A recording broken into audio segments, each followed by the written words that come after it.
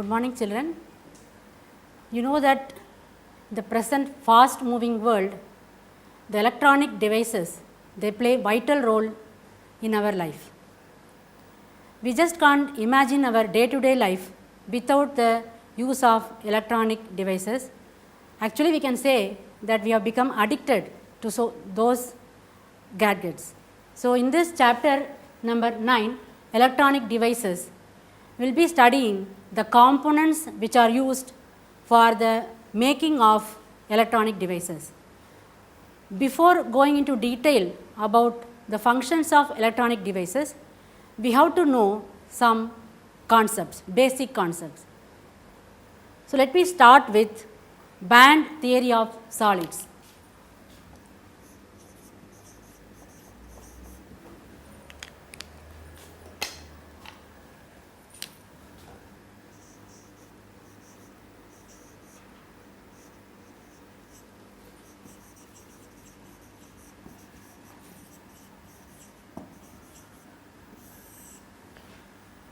We know very well that solids are made up of very large number of atoms which are closely spaced.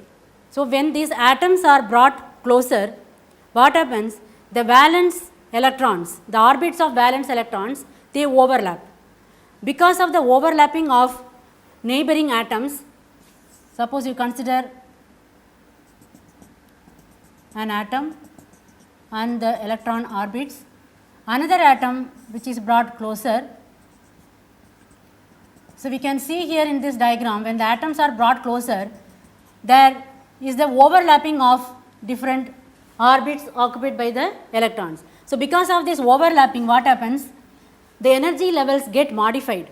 So, because of the modification produced in the energy levels, there are 3 distinct regions produced in the crystal or solid, we can say. The 3 distinct portions which are produced are CB, that is conduction band,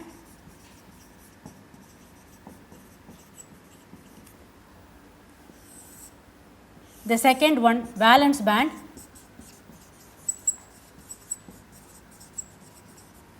and the third region which lies in between these 2 bands, which is called as energy band gap, represented by Eg. So, what is this term band called? Band is nothing but very closely lying energy levels. When the energy levels are very closely lying, we can say energy continuum. Such closely lying energy levels are called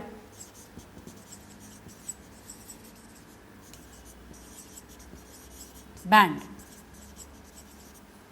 So, the band consists of very closely lying energy levels. So, what is this conduction band? So, the conduction band consists of energy levels of higher values, and valence band is made up of energy levels of lower value. So, the energy gap which is existing in between these 2, conduction band and valence band, is also called as forbidden energy gap. This energy gap is otherwise called as forbidden energy gap. Why it is called forbidden energy gap? Because forbidden means not allowed. Electrons are not allowed to stay in this forbidden energy gap. They can either stay in the valence band or in the conduction band, but no electron can exist in the forbidden energy gap. So, what is the significance of this energy gap, forbidden energy gap? Suppose electrons are gaining some energy. Suppose some electrons are present in the valence band, conduction band, in this conduction band. The forbidden energy gap is actually the measure of energy which is required by the electrons to get shifted from valence band to conduction band. This region is called conduction band because the electrons present in the conduction band only can contribute to the current. If the electrons are present in the valence band, these electrons in the valence band cannot gain energy from the applied electric field. So, the electrons in the valence band cannot contribute to the current. this valence band is actually occupied by the valence electrons. Now, the conduction band, as I mentioned earlier, the electrons, if they are present in the conduction band, they can gain energy easily from the applied electric field and they can contribute to the current. So, that is the basic difference between this conduction band and the valence band. Now, we will see how the solids are classified based on this energy band diagram. So, this question is very important from the board point of view. You may be asked just to draw the three diagrams or distinguish between conductors, insulators and semiconductors based on energy band diagram. So, based on this classification we will see now. Classification of solids based on band theory. In conductors, the two conditions may be possible. One is partially filled conduction band. Another case is overlapping of conduction band and valence band. So, because of this overlapping, already some electrons may be present. So, if you consider these two cases, we can generally say that conductors have single energy band which are partially filled and partially empty. So, as I told you earlier that the electrons in the conduction band can easily contribute to the flow of current by gaining energy from the applied electric field. So, if a conductor is connected to a battery, so an electric field is applied, so PD will be developed. So, the electrons already present in the conduction band of this metal or conductor can easily gain energy and they can contribute to the electric current. So, if you see in the case of conductors, there is no energy gap at all. In case of insulators, the conduction band and valence band are separated by a huge energy gap. The energy gap here is greater than 3 electron volts. In particular, if you see in the case of diamond, the energy gap is around 6 electron volt. So, the valence band has some electrons. In conduction band, there are no electrons at all. So, for conductivity to take place, I told you that electrons in the valence band cannot contribute to the current. You may ask the question, since free electrons are there in the insulator material, they can contribute to the current. You may argue that way, but what is the condition here? The conduction, the electrons in the valence band cannot contribute to the current. So, if at all they have to contribute to the current, they have to be shifted to the conduction band, which is not at all possible in the case of insulators because of the very large energy gap. So, however high electric field you apply, that won't be sufficient for the electrons to cross this gap and go to the conduction band. Therefore, we say that insulators do not conduct electricity at all. Now, the third case,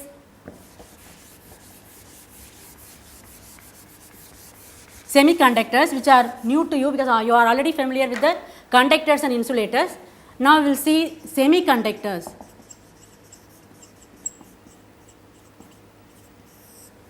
In semiconductors, we see here conduction band, valence band separated by very small energy gap which is less than 3 electron volts. So, if you consider the example of germanium and silicon, these two are the examples of semiconducting material. In the case of germanium, the energy gap is 0.72 electron volt. In the case of silicon, it is 1.1 electron volt. So, that is which is less than 3 electron volts. So, you can see here in the case of diamond, it is almost 6 electron volts.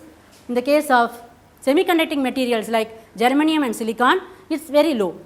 So, this much energy gap can be easily overcome, or the electrons can easily be shifted from valence band to conduction band even at room temperature. So, semiconductors are insulators only at 0 Kelvin. These are behaving like insulators only at 0 Kelvin. So, even at room temperature, some electrons can be shifted from valence band to conduction band due to thermal agitation. So, how the shifting is taking place and what is the result of this and all we will study in due course. So, is that clear now the difference between conductors, insulators and semiconductors. So, semiconductors from the name itself we can guess that they have conductivity in between conductors and insulators. Conductors conduct electricity, insulators do not conduct electricity and semiconductors are in between these two cases. So, they have conductivity less than the conductor, but more than the insulators, or they can conduct electricity in the medium extent.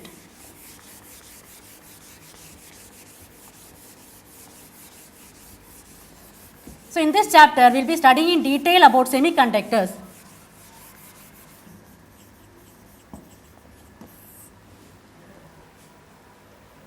Semiconductors are of two types,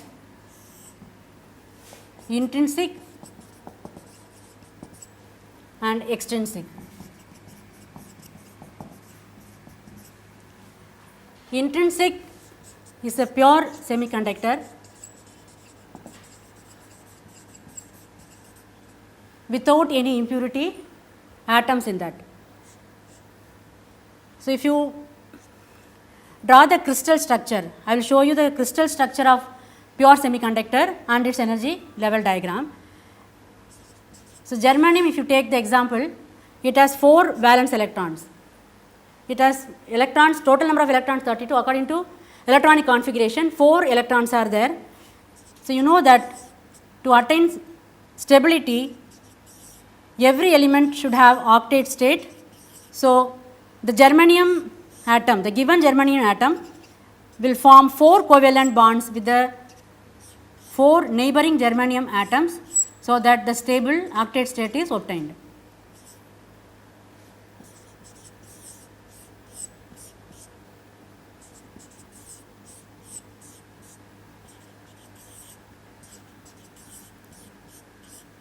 So, this is the crystal structure diagram. If you see here, every germanium atom is forming 4 covalent bonds with the 4 neighboring germanium atoms.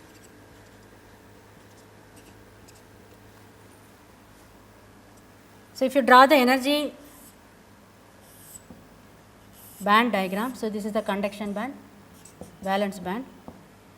For germanium, the energy gap is 0.72 electron volt.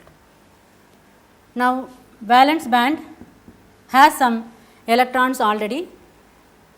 At 0 Kelvin, there is no electron present in the conduction band.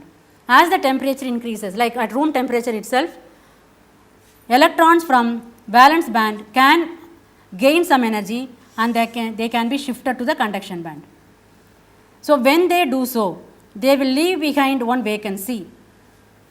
That is, when one electron is shifted from valence band to conduction band, its place here becomes vacant. That vacant place left behind by the electron is called hole.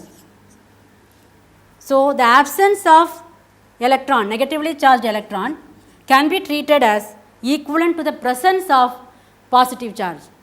So, the positive charge on the hole is equal to the charge on the electron.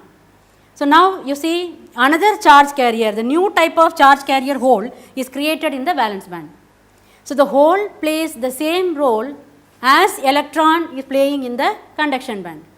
In the case of metals or conductors, we know that the only charge carriers are electrons, but in the case of semiconductors, there are 2 types of charge carriers. One is hole created in the valence band due to the shifting of electron from valence band to conduction band. So, the electrons in the conduction band also contribute to the current, and the holes in the valence band also contribute to the current.